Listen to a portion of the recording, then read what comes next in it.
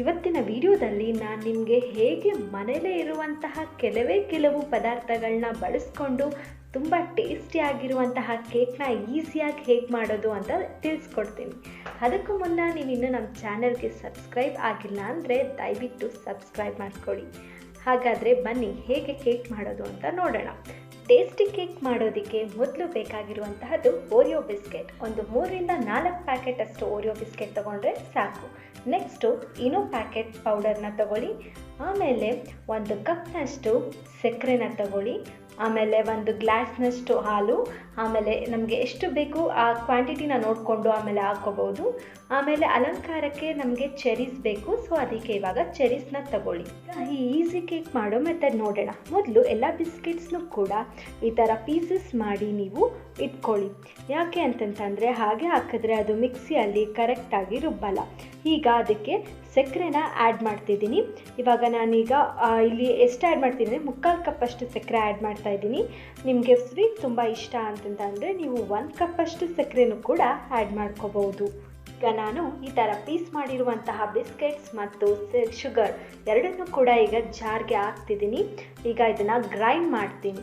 ನೋಡ್ತಿದ್ದೀರಲ್ಲ, grind ಮಾಡಾದ್ಮೇಲೆ ಇದು ಈ ಥರ ಪೌಡರ್ ಆಗುತ್ತೆ, ಅಷ್ಟೊಂದು ನೈಸಾಗಿ ಬರಲ್ಲ. ಸೊ ಇವಾಗ ಅದಕ್ಕೆ ಹಾಲು ಹಾಕ್ಬಿಟ್ಟು ಇವಾಗ ಇನ್ನೂ ಪೌಡರ್ನು ಕೂಡ ಹಾಕಿದ್ದೀನಿ. ಇವಾಗ ಇದನ್ನು ಮತ್ತೆ ಈಗ ಗ್ರೈಂಡ್ ಮಾಡ್ತಿದ್ದೀನಿ. ಈಗ ಗ್ರೈಂಡ್ ಮಾಡಾದ್ಮೇಲೆ ನೋಡಿ ಎಲ್ಲ ಎಷ್ಟು ನೈಸಾಗಿ, ಎಷ್ಟು ಚೆನ್ನಾಗಿ ಎಲ್ಲ ಬ್ಲೆಂಡ್ ಆಗಿ, ಎಷ್ಟು ನೀಟಾಗಿ ಕನ್ಸಿಸ್ಟೆನ್ಸಿ ಬಂದಿದೆ ಅಂತ. ಈಗ ಒಂದು ಪಾತ್ರೆಗೆ ಎಣ್ಣೆಯಿಂದ ಅದನ್ನು ಸವರ್ತಾ ಇದ್ದೀನಿ. ಮನೇಲಿ ಬಟರ್ ಪೇಪರ್ ಇದ್ದರೆ ಬಟರ್ ಪೇಪರ್ ಹಾಕ್ಕೋಬೋದು, ಇಲ್ಲ ಅಂತಂದರೆ ಈ ಥರ ಎಣ್ಣೆ ಸವರಿ ಅದ್ರ ಮೇಲೆ ಮೈದನ ಡಸ್ಟ್ ಮಾಡಿ ಈಗ ಅದನ್ನು ಪೋರ್ ಮಾಡಿ ಮಿಕ್ಸ್ಚರ್ನ ಈ ಥರ ಟ್ಯಾಪ್ ಮಾಡ್ಕೋಬೇಕು. ಯಾಕೆ ಅಂದರೆ ಏನಾದರೂ ಏರ್ ಬಬಲ್ಸ್ ಇದ್ದರೆ ಹೋಗುತ್ತೆ.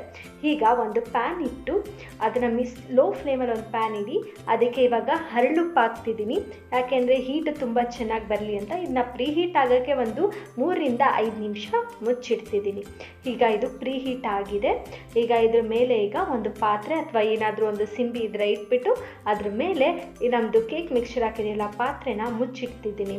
ಇವಾಗ ಕೇಕ್ ಇವಾಗ 30 to 35 ಮಿನಿಟ್ಸ್ ಬೇಕ್ ಮಾಡಬೇಕು. ಇದನ್ನು ಆಫ್ಟರ್ 35 to 40 ಮಿನಿಟ್ಸ್ ನೋಡಿ, ಈಗ ನೋಡ್ಬೋದು ಯಾವ ಥರ ಇದೆ ಅಂತ. ನೋಡಿ, ಸ್ಟಿಕ್ಗೆ ಏನೂ ಅಂಟಿಲ್ಲ. ಈ ಥರ ಏನೂ ಅಂಟಿಲ್ಲ ಅಂತಂದರೆ ಕೇಕು ಬೆಂದಿದೆ ಅಂತ ಅರ್ಥ.